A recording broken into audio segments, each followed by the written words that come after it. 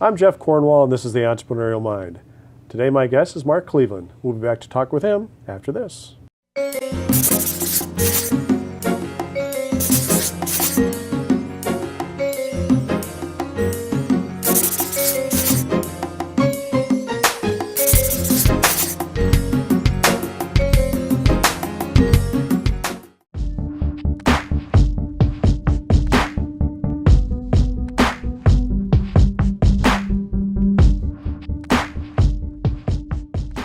Welcome back, Mark. Hey, Jeff. Good to be here. Always good to have you here. So, I wanted to get you back in because we've learned about some of your past endeavors. You've been involved with the Hobby Lobby business in terms of the airplanes and Hobby Express. Hobby Express, sorry, and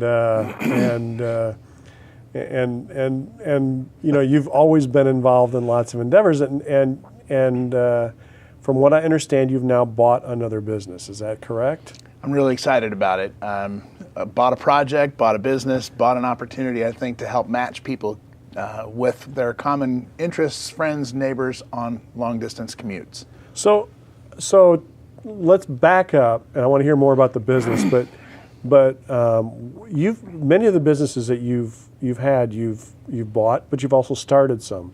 Talk about the difference in that. What makes you want to buy a business versus start up, and what are the advantages that you found for each? That's a great question. I generally like fresh startup businesses personally.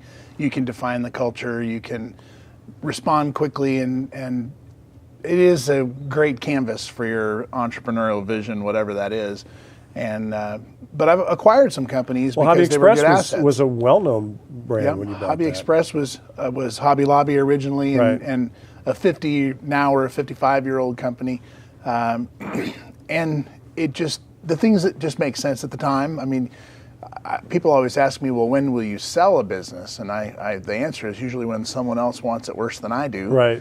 And so in this particular example, I've acquired a company that's a technology company, and really we're going to pivot and continue to grow and learn from the market feedback. But it's called Hitch, HYTCH.me, and Hitch Me is an app that is mapping and helping people come together and build networks on origin and destination for long distance commutes. So if you live anywhere and you're headed to Bonnaroo, well, you could use Hitch to find other fans that are headed in that same direction.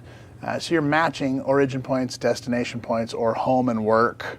So it's like the old commuting. It's like carpooling. Yeah, it's like the old message boards we had in college back in the day when I need a ride home. Very much. For Thanksgiving, except now it's done through a social media platform kind of a thing. So, first of all, how did you find out about this business? Well, I've been interested in transportation-oriented solutions for a long time, so I'm sort of a civic mind looking for a creative way to solve transportation challenges that we face today.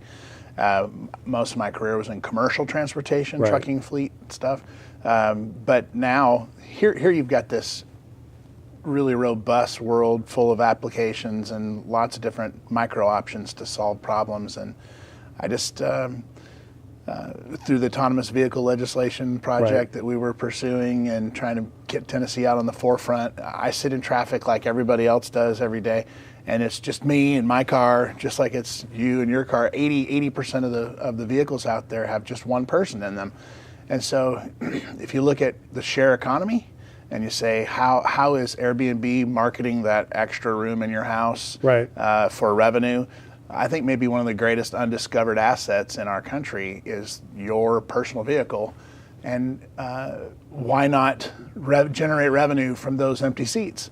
So in the old days, people carpooled, I think, because they had one car. Right. And then as our families grew and our culture changed and we came more and more car-centric, now every one person has a car. And if you've got children going to college, you've got 4 cars. Right. And the trillions of dollars has been invested in the mobile asset we all call a car. And we need to start doing and treating that like it's a part of the share economy. So how did you hear about this app? How did it come to your attention? Good friend of mine, Robert Hartline, really is active, and a lot of your network is an active group of people who have great ideas. And so we brainstormed back and forth, and I toyed with getting involved early, and then I toyed with getting involved later, and I just really believe that he's got a good idea. So the team that has developed the app has done a great job. It's a simple solution. I mean, it'll pay if you're a driver. The app will settle between you and me.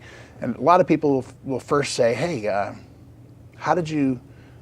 That's a lot like Uber or Lyft. Right. And I'll say it's nothing like Uber and Lyft. Those are ride for hire services. That displaces the taxi cab. This is not the taxi cab. That's a random origination and a random destination. One time. And a one-time movement. In this situation, we're actually letting the market price it. So if you want to take me from downtown Murfreesboro to downtown Nashville, and you're going to charge me $10 for that, and it's not going to be in excess of the federal reimbursement rate, which is 54 cents a mile. So our model basically makes sure that you don't get income from this, but rather you get cost sharing, so you don't have to pay income taxes on that revenue. And we track it so that you have an annual statement of total miles driven and revenue from car sharing, and you don't have to take cash or tip or PayPal. The app does all the settlement between the parties. So it's really taking the peanut butter out of the process of creating an easy network carpool. So if I have two people, do I split the 54 cents a mile between them, or? You can, yeah. Okay, all right, interesting.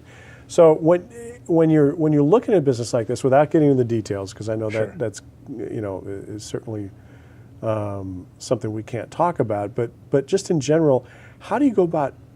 And how would you recommend somebody else go about valuing a business that at this point is still kind of an idea? Yeah, it's a lot of money's been invested in building the app, and we have only a handful of beta customers. Right. So what is it worth? Right. And I think ultimately it comes down to, what do I think I can do with it? What can Robert and I together do with it? What can the co-founders and the team that we hire? We're making an investment in people, and we all see that there's this similar challenge and problem. So how are we going to tackle it? So it becomes an exercise in trying to identify how big the market might be, how many people get it when you talk to them about it, how many people immediately associate you with something else like Airbnb or Uber or Lyft, and these are all share economy game changers. They're changing the way hotels are operating and the way people are viewing mobility, period. So I guess the way I look at buying something is, it's a market.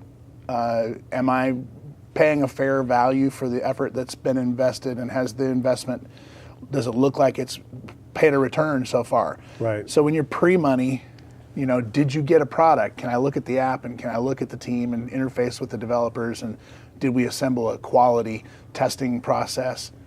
Like, for example, the company that tests our app is the same company that tested Ride Scout and Uber. The insurance people that we work with are the same people who work with Lyft, and et cetera. So by the time you get done assembling your team, you can kind of say, wow, we've got a great team with great experts deployed on this problem solved in this particular way, and I think it's got legs. So I'm placing a bet. I think it's probably just like everything else in life. You're betting with the guy who's got the dice in his hands, or you're betting against him, but you're always betting. Right, right. What a great story. Every time we get you in, you have something new you're up to, and I just love hearing the creative approach you take to the market. So thanks for coming in. Thanks, Jeff.